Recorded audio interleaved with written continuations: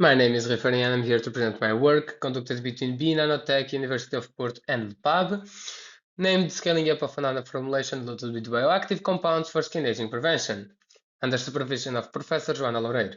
First of all, I want to thank the opportunity that Beyond Science Initiative is giving me to present my work here. Skin aging, clean beauty, and natural compounds are connected, and how and why, you might ask.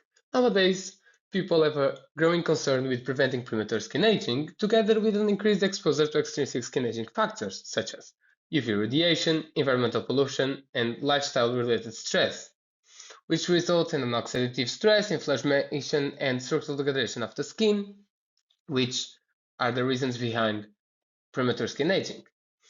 For that, natural compounds can be the solution, offering a wide range of biological properties that can prevent that, which is perfect for the clean beauty preferences that people nowadays have in their lifestyles, seeing it as a safer and more natural alternatives to insert in their lifestyles.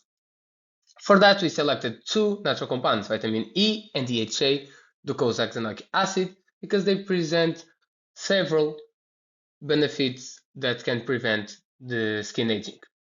They maintain the skin barrier integrity, promoting skin hydration and elasticity, presenting anti-inflammatory properties.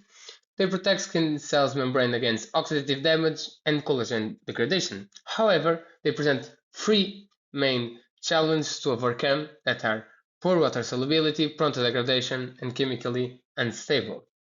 For that, I explored the market to analyze limitations of the conventional formulations, which are the limited cutaneous penetration, reduced bioavailability and reduced efficacy, instability of our compounds, uncontrolled release of profiles, and accelerated oxidative degradation, which results in companies having to select higher compounds concentration to achieve the same results.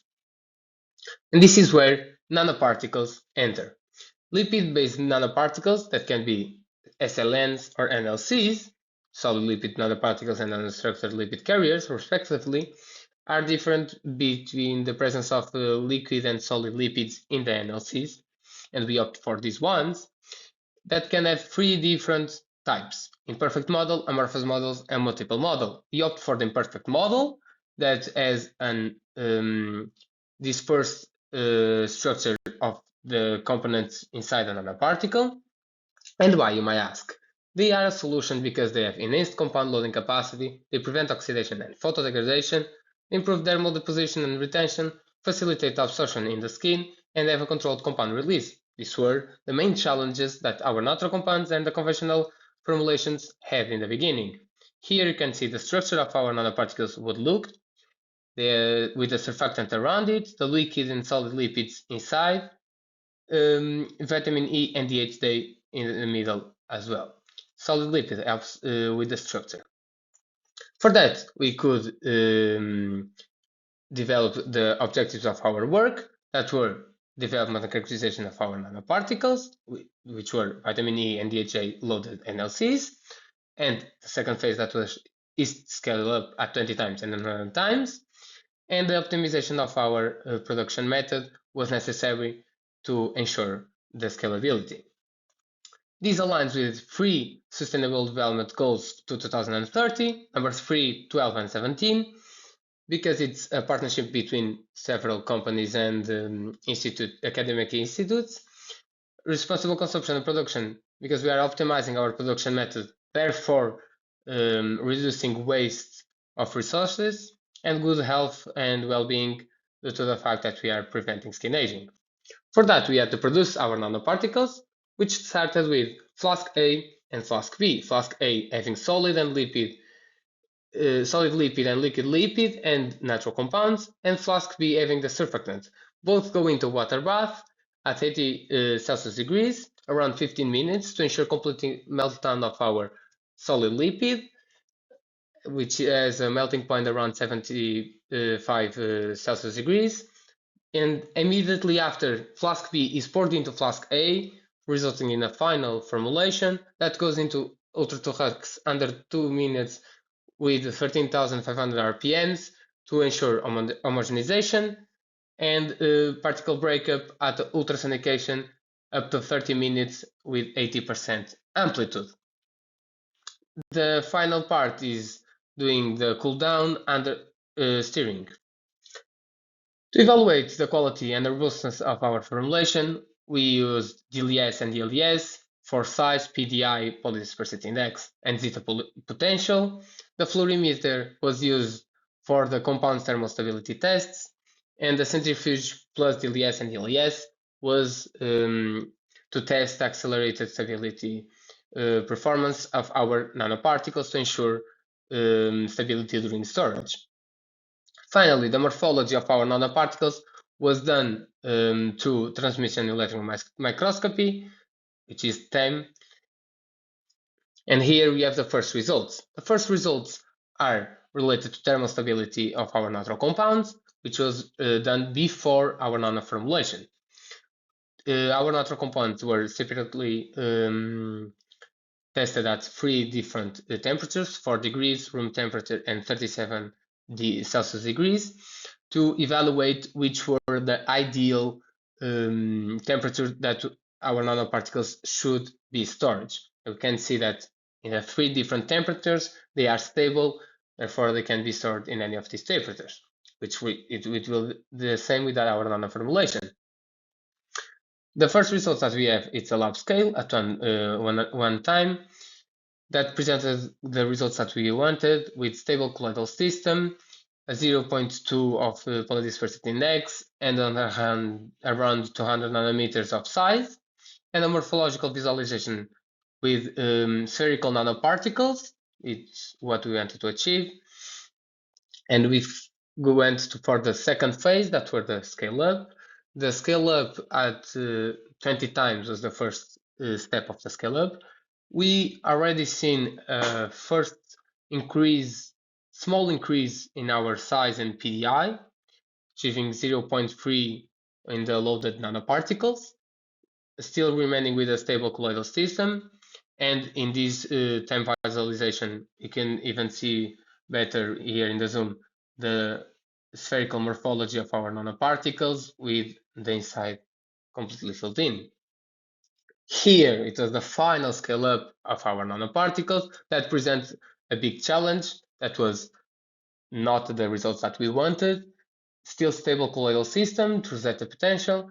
However, PDI and Z size were not what we wanted to achieve, especially these inconsistency between batches. It's extremely high, the standard deviation, and PDI of 0.6 together with 400 nanometers of size, which is completely not what we want to achieve for our nano formulation. Therefore, we had to optimize our nanoparticles production method, extending melting time to 2 hours, because we had to ensure the melting point was achieved in our solid lipid, and to test multiple sonication intervals up to 30 minutes total time to ensure particle breakup. Here we have the first results. Zeta potential showed that it was stable over time, over the increase of sonication time.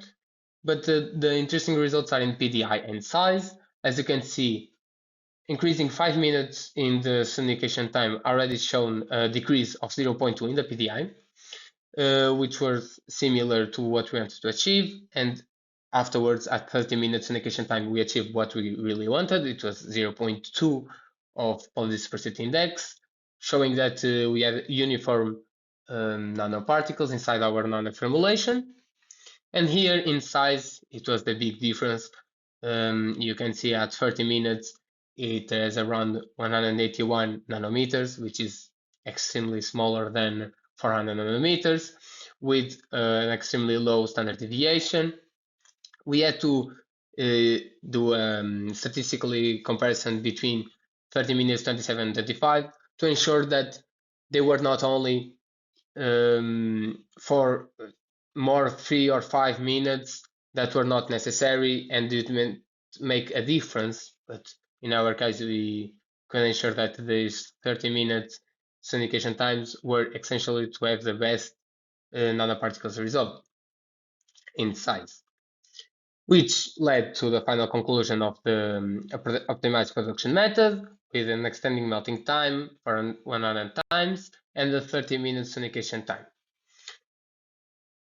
which have the final results of our nanoformulation with a stable colloidal system in both lab and final scale-up results, 0.2 of PDI, even a little under, and around 200 nanometers of size, which was the perfect size that we wanted to achieve for our nanoformulation.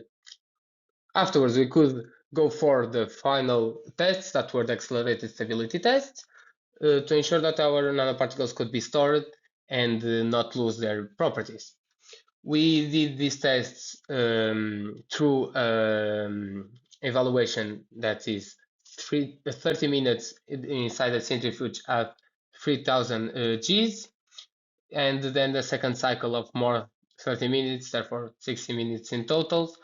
As you can see here, there were no differences, statistically no differences between any of the formulations, especially on the one that we optimized, our perfect nano formulation, with no statistical differences between zeta potential, PDI, and size, which indicates robust physical stability and which is suitable for processing steps. Finally, we can conclude that our nano formulation is promising for strain aging prevention. It's stable over time. We achieved visualization by 10, which can see that our nanoparticles were spherically, which we wanted to achieve. The primordial scale-up was a success, and the final scale-up after optimization was an extreme success, having the best results that we could see in our nanoformulation, under 400 nanometers, 0.2 PDI, and a stable colloidal system, which aligns with our future perspectives that are already being done, which is encapsulation efficiency and loading capacity, and more complete in vitro and in vivo studies to evaluate biocompatibility and cytotoxicity. Hydrogel production might be a next step to ensure which would be the best final formulation of our nano formulation for applying in the skin. I'm grateful for your attention. Thank once more BCI for this opportunity to present my work and everyone that was part of this, uh, as well as the funds that made this possible. And thank you everybody that was listening to this and were interested in this team.